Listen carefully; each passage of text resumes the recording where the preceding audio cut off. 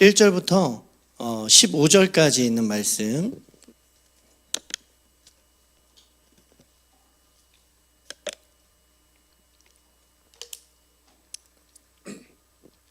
요한복음 6장 1절로부터 15절까지에 있는 말씀, 우리 함께 한 절씩 교독하여서 읽도록 하겠습니다. 그 후에 예수께서 디베랴의 갈릴리 바다 건너편으로 가시매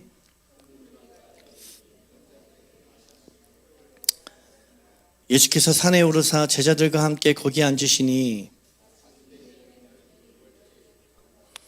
예수께서 눈을 들어 큰 무리가 자기에게로 오는 것을 보시고 빌립에게 이르시되 우리가 어디서 떡을 사서 이 사람들을 먹이겠느냐 하시니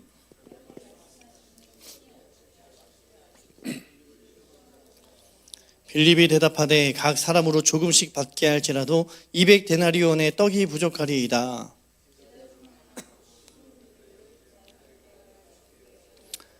여기 한 아이가 있어 보리떡 5개와 물고기 2마리를 가지고 있나이다. 그러나 그것이 이 많은 사람에게 얼마나 되겠사옵나이까?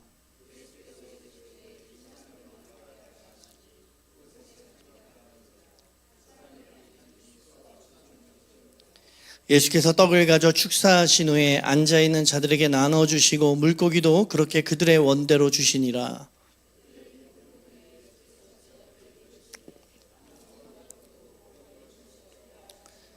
이에 거두니 보리떡 5개로 먹고 남은 조각이 12바구니에 찼더라.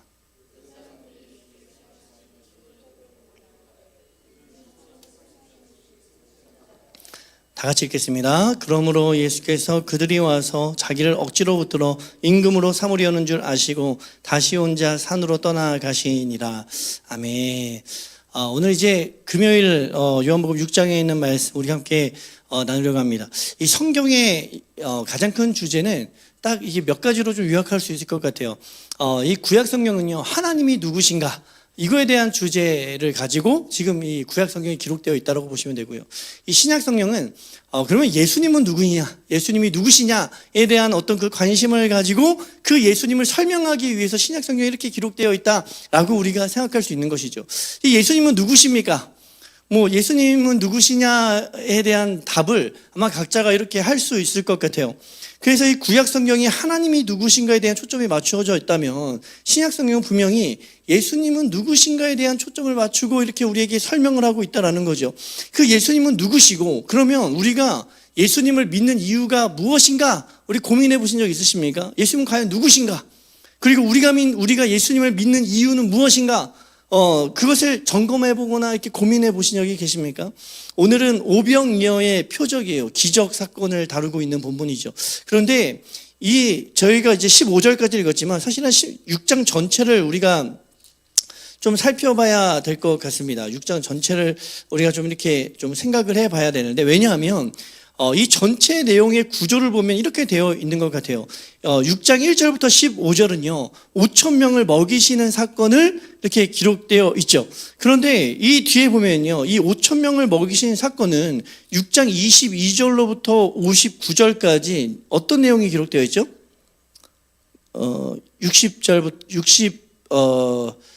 22절로부터 이제 59절까지가 생명의 떡에 대한 말씀을 하고 있는 것을 우리가 보게 돼요. 22절로부터 생명의 떡에 대한 이야기를 하고 있습니다. 그러니까 이 생명의 떡과 이 오병이어에서 떡을 나눠주시는 이 본문은 분명히 이렇게 연결되어 있다라고 볼 수가 있죠. 그리고 그 중간에 뭐가 있냐면 16절부터 21절에 보면은 바다 위로 예수님께서 걸어오시는 장면이 있어요. 그런데 여기는 바다 위로 걸어오시는 거에 대해서 중점이 있다라기보다는 여기 보면은 제자들이 바다를 16절에 저물매 제자들이 바다에 내려가서 라고 되어 있죠. 그러니까 제자들에 대한 초점이 맞추어져 있다라고 보시면 됩니다. 그래서 16절부터 21절은 제자에 대한 이야기를 하고 있는데, 그 제자에 대한 이야기는요, 6장 60절부터 71절 마지막까지 60절 첫 번째 보면은 이렇게 되어 있습니다. 제자 중 여럿이 듣고 말하되 이 말씀은 어렵도다. 누가 들을 수 있느냐 한데 이렇게 되어 있죠. 예수께서 스스로 제자들이 이 말씀에 대해 수군거리는 줄 아시고, 그래서 60절부터 71절도 사실은 제자에 대한 이야기를 하고 있습니다.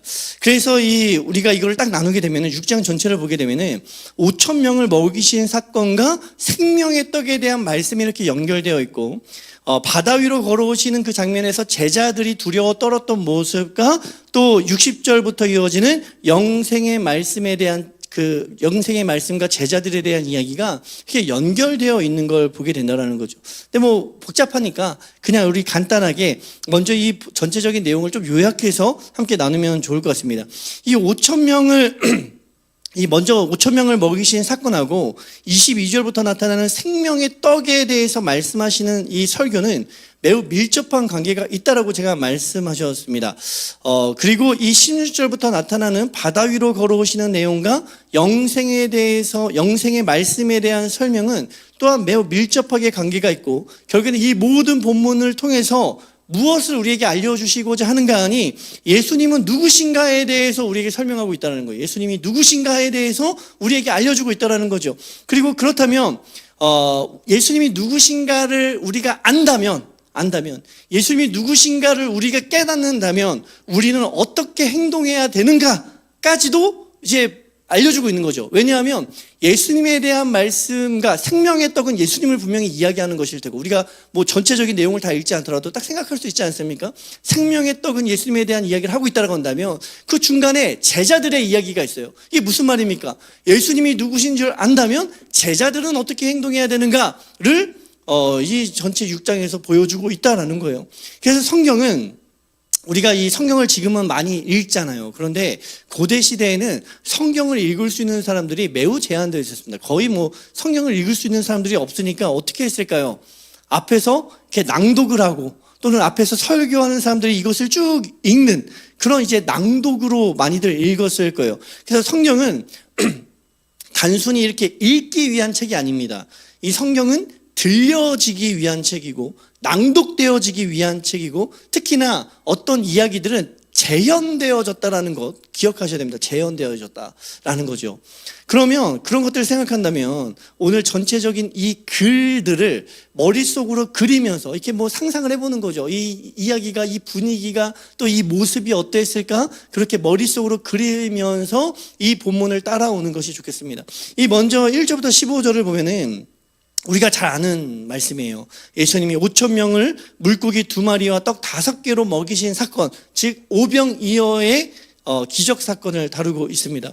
여기서 우리의 시선은 어디에 집중되어야 되는가 하니 예수님과 그의 제자들의 모습에 집중을 하고 있어야 돼요. 그러니까 물고기 2마리와 떡 5개, 여기에 막 시선이 흔들리면 안 되고 이 예수님과 그의 제자들의 모습에 우리가 집중할 수 있어야 되는 거죠. 그래서 이 물고기 2마리와 떡 5개가 여기서 주제가 아닙니다. 예수님과 제자들이 이 본문에서 주제라는 거예요. 1절에 보면은 예수님이 갈릴리 바다 건너편으로 이렇게 넘어갑니다. 근데 이 갈릴리 바다 건너편으로 넘어가니까 그곳에 누가 있죠? 2절에 보니까 큰 무리가 따랐다라고 되어 있어요. 이 건너편을 넘어가니까 그곳에 큰 무리가 모였습니다. 그들이 모인 이유가 있어요. 왜 모였습니까? 2절에 이는 병자들에게 행하시는 표적을 보았기 때문이다라고 이야기하고 있어요. 그래서 예수님이 병자들에게 행하시는 표적을, 그 행하는 것을 보았기 때문에 이들이 모였다라는 거예요. 근데 이들이 예수님께 모이긴 모였는데 이들의 정체가 누구라고요? 무리예요. 무리. 큰 무리라고 이야기를 하고 있습니다. 그런데 예수님은 어떻게 하시는가 하니 예수님은 산에 올라가셔서 3절 한번 다 같이 읽어볼까요? 시작.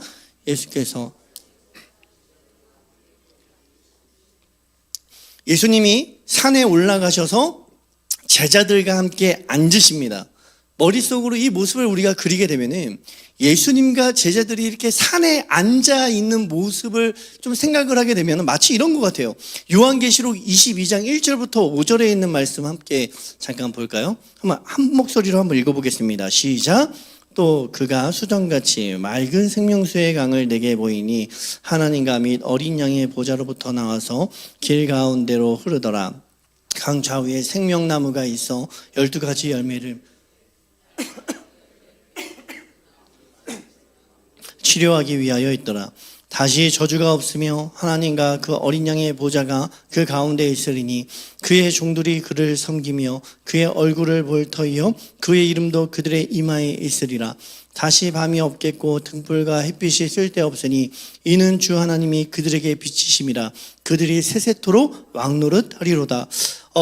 주님께서 산에 올라가셔서 제자들과 함께 앉아있는 이 모습은 마치 이 요한계시록 22장 3절에서 이렇게 되어 있잖아요. 3절에 그의 종들이 그를 섬긴다라고 되어 있고, 그러니까 이 예수님과 그의 종들의 관계를 이야기하고, 또 5절에 보면은 세세토록 왕노릇하리라라고 말하고 있죠. 그러니까 예수님과 함께 통치와 다스림에 참여한다라는 것을 보여주고 있습니다. 이 누구야? 종들이, 그러니까 제자들이, 예수님의 종들이 예수님과 세세토록 왕노릇하고 예수님과 함께 통치와 다스림에 참여한다라고 이 요한계시록 22장에 이렇게 기록되어 있잖아요. 그런데 이 마치 예수님께서 제자들과 함께 산에 앉아있는 모습은 함께 그 요한계시록에서 보여주는 예수님과 그 종들이 왕권에 앉아있는 모습을 생각나게 한다는 거예요. 생각나게 한다. 그리고 그렇게 앉아있는 가운데 어떤 모습이 있는가 하니 산 아래에서 큰 무리가 이렇게 올라오는 것을 보게 된다는 거죠. 산 아래에서 큰 무리가 예수님께 오는 것을 그들이 위에 앉아서 이렇게 보고 있었다는 거예요. 그러니까 이들이 예수님 앞으로 막 나아오고 있는 것입니다. 예수님과 제자들 앞으로 막 나아오고 있는 거예요. 이 큰 무리들은 각자가 다른 목적과 다른 생각을 가지고 나오는 것이겠죠.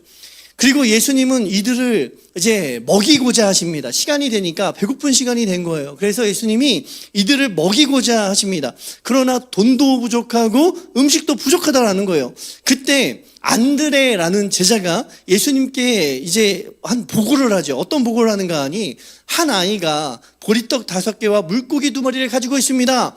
그러나 이것 가지고 어떻게 이 많은 사람이 먹겠습니까? 라고 말하고 있어요. 여기서 이제 첫 번째 예수님이 누구신가 하는 것이 이제 나타나죠. 예수님은요, 이제 먼저 큰 무리를 앉게 하십니다. 큰 무리를 다 자리에 앉게 하시는 거예요. 그 수가 이렇게 세보니까 한 5,000명쯤 되더라라고 이야기를 하고 있습니다. 그리고 예수님이 축사를 하셨다. 그 보리떡 5개와 물고기 2마리를 가지고 감사 기도를 하신 이후에 이 음식을 나눠 주시는데 어떻게 나눠 주시는가 하니 그들이 원하는 대로 그들이 원하는 양만큼 그들에게 나눠주셨다라고 이야기하죠. 그래서 11절에 보면은 예수께서 떡을 가져 축사하신 후에 앉아있는 자들에게 나눠주시고 물고기도 그렇게 그들의 원대로 주시느라라고 이야기해요. 그러니까 예수님께서 나눠주시는 이 떡과 그리고 이 물고기를 먹고 고기를 먹고는 모두가 배부르고 충만하게 먹었다라고 이야기를 하고 있습니다. 그렇게 충만하게 먹고도 심지어 그 음식이 남은 거예요. 남았는데 그리고 12절에서 예수님이 제자들에게 명령을 합니다. 어떤 명령을 하는가 하면 12절 한번 다 같이 읽어보겠습니다. 12절 시작. 그들이 배부른 후에 예수께서 제자들에게 이르시되 남은 조각을 거두고 버리는 것이 없게 하라 하시므로, 제가 이 12절을 다시 이렇게 번역을 하면 이렇게 번역을 할 수 있을 것 같아요. 남아있는, 제가 혹시 있나요? 네, 여기 있네요. 예, 남아있는 조각들을 모아라. 무엇이든 잃어버리지 않기 위해서, 이렇게 번역을 할 수 있을 것 같습니다. 그러니까 주님께서 뭐라고 명령하시는가 하니 남아있는 조각들을 모아라 라고 제자들에게 명령을 하세요. 모아라. 왜 모으라고 하는가 하니 무엇이든지 잃어버리지 않기 위해, 한 조각도, 사실은 이게 한 조각들이에요. 한 조각도 잃어버리지 않기 위해서 너희들이 모아라, 이렇게 이야기를 하고 있는 것이죠. 그리고 제자들이 막 열심히 그 말씀에, 그 명령을 따라서 한 조각도 잃어버리지 않기 위해서 남은 음식들을 막 자루에 모아서 담았더니 어떻게 됐다고요? 12바구니가 찼더라 라고 이야기를 하고 있습니다. 이 12바구니라는 것을 가지고 또 뭐 여러 가지 설명을 할 수 있겠지만 어쨌든 오늘은 12바구니가 찼더라 라고 기록을 하고 있어요. 이것은 제자들의 모습입니다. 제자들의 모습이죠. 제자들의 모습을 보면은 예수님께서 명령하시고 하나도 잃어버리는 것이 없게 찾아라, 모아라 라고 할 때에 그 명령을 따라서 한 조각도 잃어버리지 않기 위해서 열심히 모았다라는 거예요. 제자들의 모습이죠. 그런데 이 제자들의 모습 이후에 다시 큰 무리의 모습이 보입니다. 이들은 예수님이 행하신 표적을 본 거예요. 24절에 보니까 그 사람들이 예수께서 행하신 이 표적을 보고 말하되 이는 참으로 세상에 오실 그 선지자라 하더라. 그 행하신 표적을 보고 와, 이 사람 대단한 사람이다. 성경에서 말하던 메시아 참 선지자가 이 사람이 아닐까 관심을 가지는 거죠. 그리고 예수님의 어떤 그 놀라운 능력을 보면서 무슨 생각을 했는가 하니, 야, 예수님을 옆에 잡아놓고 붙잡아 놓으면, 예수님을 내 옆에 붙잡아 놓으면 우리도 놀라운 일을 경험할 수 있을 거야 라고 생각을 했던 거죠. 예수님을 내가 붙잡아 놓기만 한다면 우리도 평생 먹고 살 걱정은 없겠네, 그런 생각을 한 거예요. 그러면서 예수님을 붙잡아 두려고 했던 거죠. 그러나 중요한 건 예수님의 반응이에요. 반응. 어떻게 반응하십니까? 15절 한번 다 같이 읽어보겠습니다. 시작.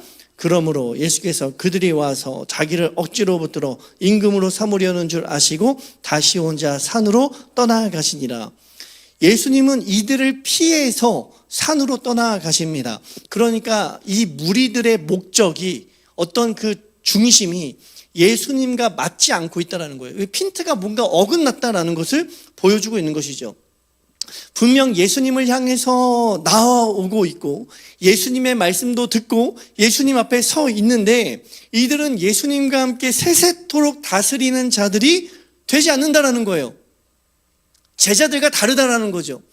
제자들의 모습은 예수님과 함께 그 산에 앉아서 통치하고 다스리고 그 보좌에 앉아있는 모습처럼 보이는데 이 무리들은 그렇지 않습니다. 오히려 예수님께서 이 무리들을 피해 떠나셨다라는 거죠. 분명히 예수님을 향해 나아오기도 했는데, 예수님의 말씀도 듣기도 했는데, 예수님 앞에 서 있기도 했는데, 이들은 예수님과 함께 그 제자된 모습으로 예수님과 함께 그 보좌에 앉아있지 못하고 있다는 거예요. 이것이 제자와 무리의 차이죠. 예수님은 자신의 사역에 대해서, 예수님 사역에, 예수님께서 왜 이 땅에 오셨는가, 예수님께서 왜 이 땅에서 그 열심히 그토록 사역을 하시는가에 대해서 이렇게 요약을 하셨습니다. 39절, 오늘 읽진 않았지만 39절로 한번 우리가 가볼게요.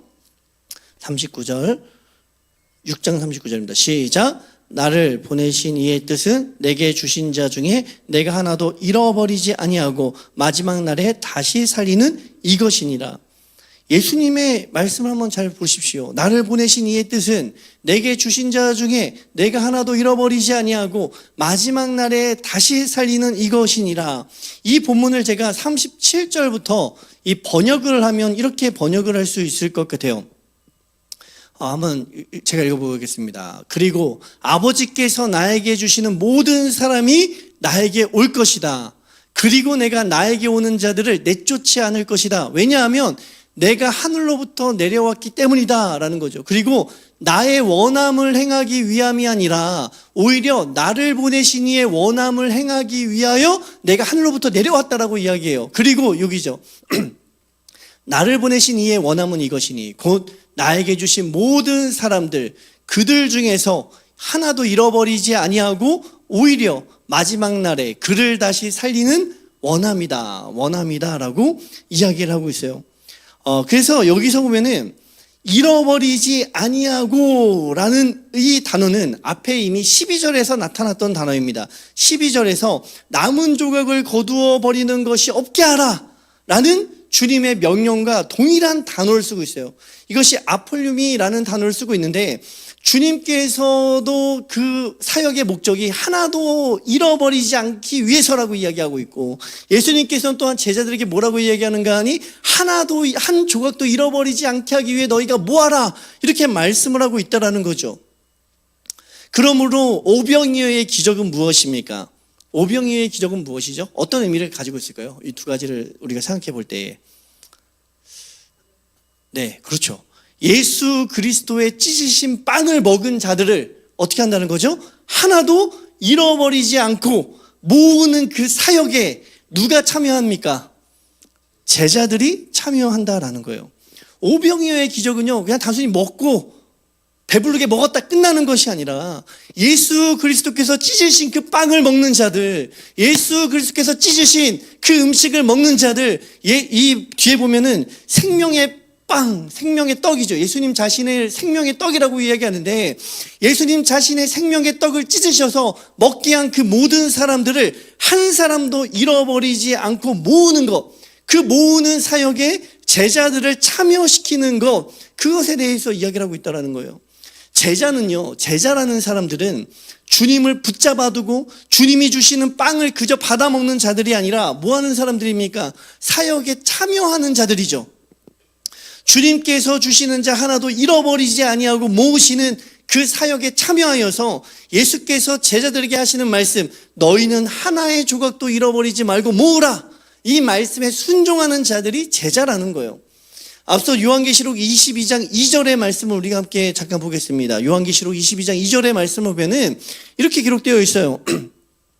강 좌우에 생명나무가 있어 12가지 열매를 맺되 달마다 그 열매를 맺고 그 나무 잎사귀들은 만국을 치료하기 위하여 있더라.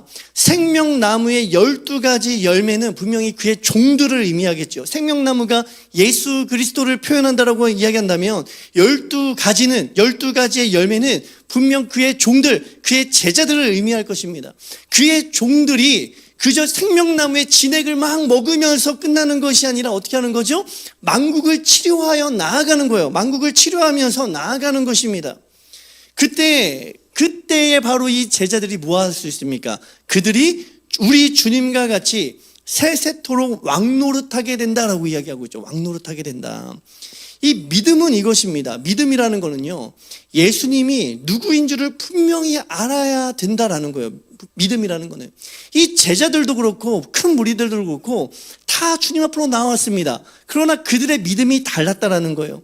예수님을 단순히 떡을 줄 분으로만 생각을 한다면 그거는 무리와 같은 거죠. 예수님을 단순히 나에게 좋은 것을 주실 분으로만 생각을 한다면, 나에게 필요한 것을 채워줄 분으로만 생각을 한다면 그것은 무리와 같을 뿐이다라는 거예요. 그저 예수님을 옆에 붙잡아 두고 그 안에서 내가 예수님께서 주시는 어떤 그 떡과 그 어떤 고기를 받아 먹으려 하는 그 모습만 보인다면 그들은 무리들이죠.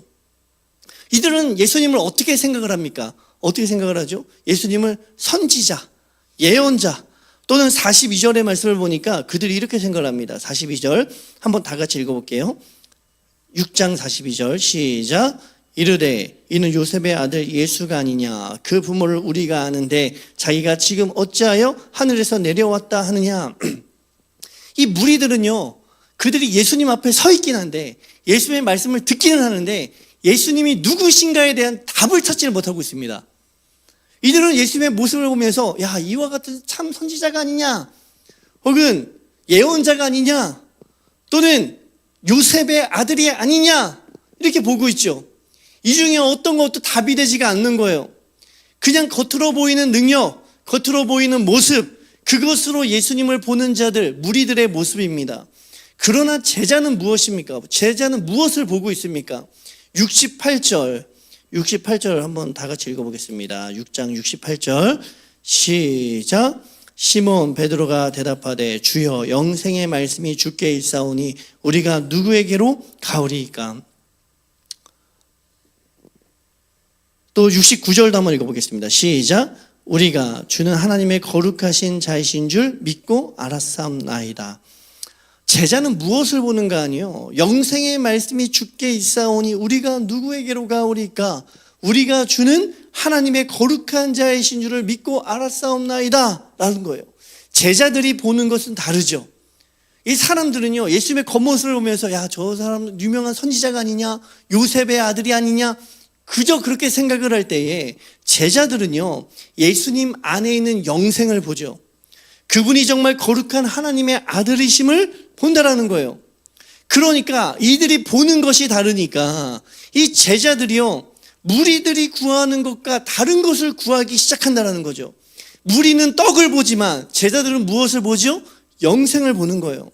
무리들은 목수 요셉의 아들 예수를 보지만 제자들은 거룩한 하나님의 아들이심을 보는 것입니다. 그럼 무엇이 진짜입니까? 무엇이 진짜 예수님의 정체입니까? 예수님은 누구십니까? 요셉의 아들입니까? 거룩한 하나님의 아들입니까? 누가 진짜 예수님의 모습을 보고 있는 것입니까? 예수님은 떡을 주시는 분이십니까? 아니면 영생을 주시는 분이십니까? 이미 요한복음 1장 1절부터 4절에 그 답을 우리에게 사실은 제시해주고 있어요. 요한복음 1장 1절부터 4절에 있는 말씀 한번 다 같이 읽어보겠습니다. 시작. 태초에 말씀이 계시니라. 이 말씀은 곧 하나님이시니라. 그가 태초에 하나님과 함께 계셨고 만물이 그로 말미암아 지은 바 되었으니 지은 것이 하나도 그가 없이는 된 것이 없느니라. 그 안에 생명이 있었으니 이 생명은 사람들이 빛이라.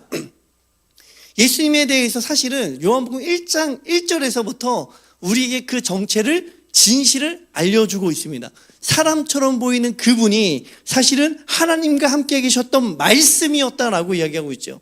그러나 문제는 뭐냐 하면 요한복음 1장 10절에 보면은 이렇게 기록되어 있어요. 요한복음 1장 10절에 보면은 그가 세상에 계셨으며 세상은 그로 말미암아 지은 바 되었으되 세상이 그를 알지 못하였고, 다시 말하면 예수님이 누구신가에 대한 답을 찾는 사람들이 극히 드물다는 것입니다. 예수님의 제자로 살아가는 것을 우리가 흔히 좁은 길로 간다라고 이야기해요. 좁은 문으로 들어간다라고 이야기해요. 이 말이 무슨 의미입니까? 이 길이 가기 어렵다라는 거죠. 흔하지 않다라는 거예요. 그러니까 예수님을 제대로 알아보고 따라가는 사람들이 흔하지 않다라는 거죠. 그러니까 좁은 길이나 좁은 문, 이 길을 가는 것은 우리의 의지나 결단으로만 가는 것이 아닙니다. 그냥 내가 주님 쫓아가겠습니다.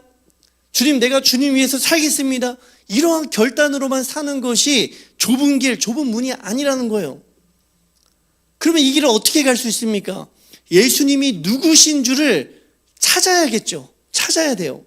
사람들이 보는 예수가 아니라 예수님께서 물으실 때에 너희도 가려느냐? 오늘 제자들에게 그렇게 묻고 계십니다. 너희들도 저 무리들과 같이 가려느냐? 라고 할 때에 물음 앞에서, 그런 예수님의 물음 앞에서 대답할 수 있는 답을 우리가 찾아야 된다는 거예요. 그것을 하나님과 1대1의 관계에서 진지하게 우리가 찾아 나아가야 된다는 것입니다. 그저 우리는요, 예수님 앞에 서 있을 수 있습니다. 많은 사람들과 섞여가지고 그냥 주님 앞에서 예배 드리는 자처럼 앉아 있을 수 있습니다. 주님 바라볼 수 있습니다. 주의 말씀을 들을 수 있습니다. 그렇지만 그것이 제자된 삶으로 살아가는 것은 아니라는 거예요. 제자들은요, 예수님이 누구신지에 대한 답을 찾고 그 답에 대해서 이야기할 수 있는 사람들입니다. 예수님께서 물으실 때에 너도 저 무리들과 같이 갈 것이냐? 너희들도 저 무리들과 같이 나를 떠날 것이냐? 라고 할 때에 아니요, 영생의 말씀이 주님께 있는데 내가 어디로 가겠습니까? 그 답을 이야기할 수 있는 사람, 영생의 말씀을 주님의 말씀 안에서, 주님의 그 은혜 안에서 찾아낼 수 있는 사람, 그러한 사람들이 제자된 삶으로 살아갈 수가 있다는 것이죠. 예수님을 찾고 예수님을 쫓고 그 앞에 있다고 해서 다 제자가 아닙니다. 굉장히 충격적인 말씀이죠. 예수님과 같이 자리에 앉는 자들이 분명히 있다는 거예요. 예수님과 같이 한 영혼도 잃어버리지 아니하고 그 한 영혼들을 모으는 사역에 참여하는 자들, 그리고 마지막 날에 다시 살림을 받고 만국을 치료하며 세세토록 왕노릇하는 자들, 그들을 뭐라고 부르는가 하니 제자라고 부른다라는 것이죠. 지금 우리는 예수님에게서 무엇을 보고 계십니까? 어떠한 것을 위해서 예수님을 따르고 예수님을 찾고 그 앞에 앉아 계십니까? 우리가 예수님 말씀 듣는 이 자리에 앉아 있는데 정말 예수님을 보면서 무엇을 보며 앉아 있는가라는 거예요.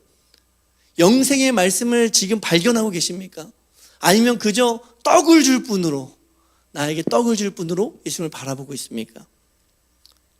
오늘 이 시간에 우리가 주님을 찾고 주님 만나며 나아갈 때에 주님 안에서 그 영생의 생명, 그 생명의 나무가 되시는 그 예수님의 그 영생의 말씀을 우리가 발견할 수 있기를 소망합니다. 그 영생의 말씀을 발견하면 주님을 떠날 수가 없는 거예요. 세상 모든 사람들이 떠날지라도 주님 곁에 붙어 설 수가 있는 것이죠. 왜냐하면 그것이 바로 진리이고 그것이 바로 나에게 가장 필요한 필요한 영생의 그 생명임을 우리가 알기 때문에 주님을 떠날 수가 없다는 것입니다. 그 영생의 물을 발견하고 있습니까? 이 시간에 우리가 함께 기도할 때에 바로 그 진리가 되시는 생명의 은혜를 발견하여서 참으로 주님께서 우리에게 필요한 것을 채우실 뿐만이 아니라 주님께서 우리의 갈급함을 해결하여 주시고 우리의 영혼의 문제까지도 해결해 주시는 그 예수님, 그분을 참으로 만날 수 있는 오늘 이 기도의 시간이 될 수 있기를 주님의 이름으로 축원드립니다. 기도하겠습니다. 사랑의 하나님, 우리가 주님 더욱더 깊이